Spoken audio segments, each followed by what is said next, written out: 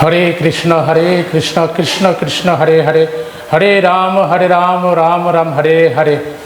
আমি উত্তম কুণ্ডু গোপাল কৃষ্ণ চ্যানেলের পক্ষ থেকে শ্রদ্ধেয় দর্শক শ্রোতাদের প্রথমে আমার ভক্তিপূর্ণ প্রণাম, অভিনন্দন এবং শুভেচ্ছা জানাচ্ছি। আশা করি আপনারা সকলে ভালো আছেন। আজকে আসন্ন ইন্দ্র একাদশী কবে, একাদশী পালন করার কি ফল, কিভাবে পালন করলে সমস্ত পাপ থেকে মুক্ত হওয়া যায়, এমনকি কোনো পূর্বপুরুষ যদি কর্ম বিপাকের ফলে নরকে অধঃপতিত হয়, তারাও এই একাদশী ব্রত নিষ্ঠা সহকারে পালন করলেও আর তারাও উদ্ধার হতে পারেন।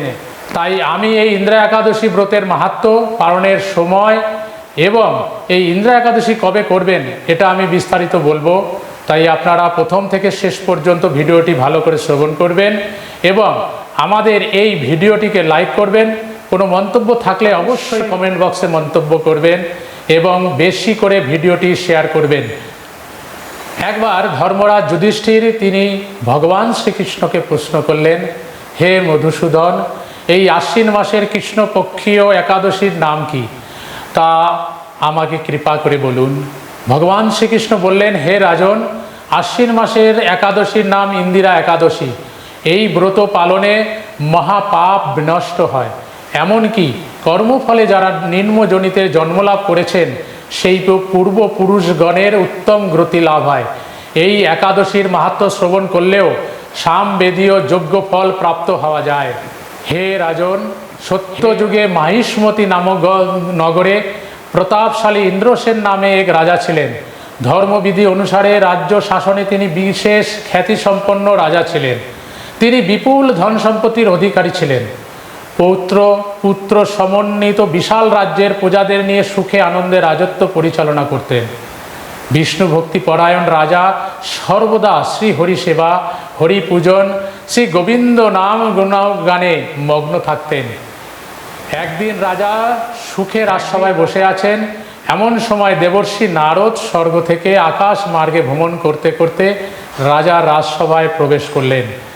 রাজা দেবর্ষিকে দর্শন করে করজোড়ে দণ্ডায়মান হয়ে দণ্ডবৎ প্রণাম করে আসনে বসিয়ে যথাবিহিত পাদ্য অর্ঘাদি দ্বারা ষোড়শোপচারে পূজা নিবেদন করলেন।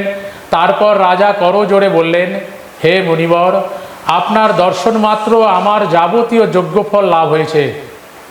এখন আপনার আসার কারণ জানিয়ে আমাকে কৃতার্থ করুন। দেবর্ষি নারদ বললেন, হে রাজন, আপনার রাজ্যের সকলে কুশলে আছেন তো? বিষ্ণু ভক্তিতে তৎপর হয়ে চলছেন তো? রাজা বললেন, হে দেবর্ষে, আপনার অনুগ্রহে আমার সর্বত্রই কুশল।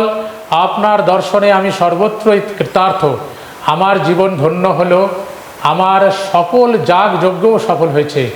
আপনি কৃপাপূর্বক কি নিমিত্তে এসেছেন আমার জানতে বড় ইচ্ছে হয়।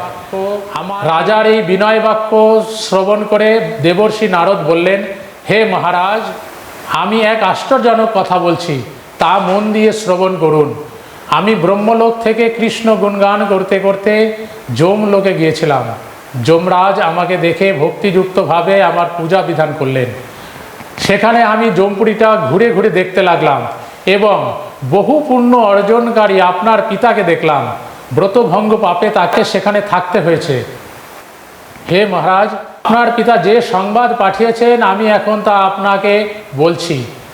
তিনি আমায় বললেন, হে দেবর্ষে, মাহিষ্মতিপুরের ধর্মপরায়ণ রাজা ইন্দ্রসেন আমার পুত্রকে বলবেন, আপনার পিতা বহু পুণ্য অর্জন করলেও ব্রতভঙ্গ অপরাধের জন্য যমালয়ে যেতে বাধ্য হয়েছে। সেখানে অনেক কষ্ট পাচ্ছেন। সে যেন আমার ঊর্ধ্বগতির জন্য সর্বপাপনাশক ইন্দিরা একাদশী ব্রত পালন করে। তাহলে সেই ব্রত প্রভাবে আমি নিষ্পাপ হয়ে পরম ধাম স্বর্গলোকে যেতে পারবো। অন্যথায় আমি এই যমপুরী থেকে কোনো কালে মুক্তি পাব না। এই সংবাদ জানবার জন্য আপনার নিকট আমার আগমন। হে মহারাজ, আপনার পিতার মঙ্গল কামনায় আপনি যথাবিধি ইন্দিরা একাদশী ব্রত পালন করুন। তখন রাজা বললেন, হে মহর্ষে, কৃপাপূর্বক আপনি আমাকে এই ব্রত মহিমা বলুন। এই ব্রতের বিধি কি, কোন তিথি বা কোন পক্ষে এই একাদশী ব্রত পালন করা হয়, তা কৃপা করে আমাকে বলুন। দেবর্ষি বললেন, হে মহারাজ, আশ্বিন মাসে কৃষ্ণপক্ষের দশমী দিন প্রাতঃ স্নান করবেন। মধ্যাহ্নে ভক্তি ভাবাপন্ন হয়ে পুনরায় স্নান করবেন এবং রাত্রিতে ভূমিতে শয়ন করবেন। পরদিন একাদশীতে প্রাতঃস্নান সমাপন করে নিরাহার থাকবেন। ভগবান শ্রীহরির পূজা, সাধু সঙ্গে ভগবত গুণাখ্যানাদি শ্রবণ কীর্তন করবেন। সম্পূর্ণরূপে আত্মেন্দ্রিয় প্রীতি বাঞ্ছা পরিত্যাগ পূর্বক উপবাস করবেন। হে পুণ্ডরীকাক্ষ, হে অচ্যুত, এ শরণাগতের প্রতি কৃপা করুন। এইভাবে শ্রদ্ধা সহকারে শালগ্রাম পূজা করে পিতার উদ্দেশ্যে ব্রতের ফল অর্পণ করবেন। সন্ধ্যাকালে শ্রী হরির শ্রবণ কীর্তন স্মরণমুখে রাত্রি জাগরণ করবেন। দ্বাদশী দিবসে শ্রী হরির পূজা, ভোগ রাগ নৈবেদ্য সমর্পণ পূর্বক ব্রাহ্মণ ভোজন করিয়ে অবশেষে নিজে মহাপ্রসাদ গ্রহণ করবেন। এইরূপ ব্রত পালন করলে আপনার পিতাও শ্রী বিষ্ণু লোকে গমন করবেন। রাজাকে উপদেশ প্রদান করে দেবর্ষি নারদ প্রস্থান করেন। রাজা ইন্দ্রসেন দেবর্ষির উপদেশ অনুসারে পুত্র পরিজন সহ ভক্তি সহকারে এই ইন্দ্রা একাদশী ব্রত পালন করলেন। তখন দেবলোক থেকে সম্পূর্ণরূপে আত্মেন্দ্রিয় প্রীতি বাঞ্ছা পরিত্যাগ পূর্বক উপবাস করবেন। হে পুণ্ডরীকাক্ষ, হে অচ্যুত, এ শরণাগতের প্রতি কৃপা করুন। এইভাবে শ্রদ্ধা সহকারে শালগ্রাম পূজা করে পিতার উদ্দেশ্যে ব্রতের ফল অর্পণ করবেন। সন্ধ্যাকালে শ্রী হরির শ্রবণ কীর্তন স্মরণমুখে রাত্রি জাগরণ করবেন। দ্বাদশী দিবসে শ্রী হরির পূজা, ভোগ রাগ নৈবেদ্য সমর্পণ পূর্বক ব্রাহ্মণ ভোজন করিয়ে অবশেষে নিজে মহাপ্রসাদ গ্রহণ করবেন। এইরূপ ব্রত পালন করলে আপনার পিতাও শ্রী বিষ্ণু লোকে গমন করবেন। রাজাকে উপদেশ প্রদান করে দেবর্ষি নারদ প্রস্থান করেন। রাজা ইন্দ্রসেন দেবর্ষির উপদেশ অনুসারে পুত্র পরিজন সহ ভক্তি সহকারে এই ইন্দ্রা একাদশী ব্রত পালন করলেন। তখন দেবলোক থেকে পুষ্প বৃষ্টি হতে লাগলো এবং তার পিতার বিষ্ণু লোকে প্রাপ্তি হলো। তারপর ইন্দ্রসেন পরম আনন্দে রাজত্ব করে অন্তকালে পুত্র হস্তে রাজ্যভার সমাপন করে স্বয়ং ভগবত ধাম ফিরে গেলেন। এই ইন্দ্রা একাদশী ব্রত মাহাত্ম্য শ্রবণে ও কীর্তনে সর্বপাপ মুক্ত হয় এবং শ্রীবিষ্ণু সান্নিধ্য লাভ ঘটে। এবার শুনে নেওয়া যাক আশ্বিন মাসের কৃষ্ণপক্ষের একাদশীর ইন্দ্রা একাদশী 2023 পূর্ণাঙ্গ সময়সূচি। ইন্দ্রা একাদশী শুরু হবে 9 অক্টোবর 2023, বাংলা 21 আশ্বিন 1430 সোমবার দুপুর 1:33 থেকে। একাদশী তিথি সমাপ্ত হবে 10 অক্টোবর 2023, বাংলা 22 আশ্বিন 1430 মঙ্গলবার দুপুর 3:44। আর ইন্দিরা একাদশী ব্রত পালন হবে 11 অক্টোবর 2023, বাংলার 23 আশ্বিন 1430 বুধবার সকাল 7টা থেকে 9:28 মধ্যে একাদশী ব্রতের পালন।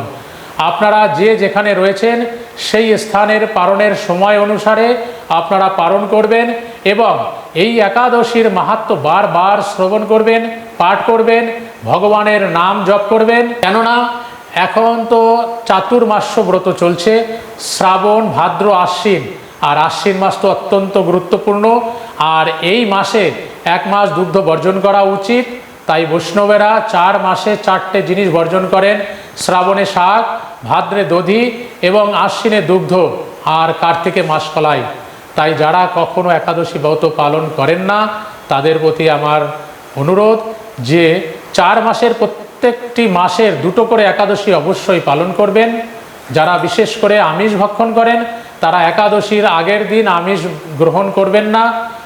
একাদশীর দিনে সম্পূর্ণভাবে পঞ্চশস্য বর্জন করবেন, ফল জল আহার করে ভগবত চিন্তায় মগ্ন থাকবেন এবং দ্বাদশীর দিনেও নিরামিষ আহার গ্রহণ করবেন।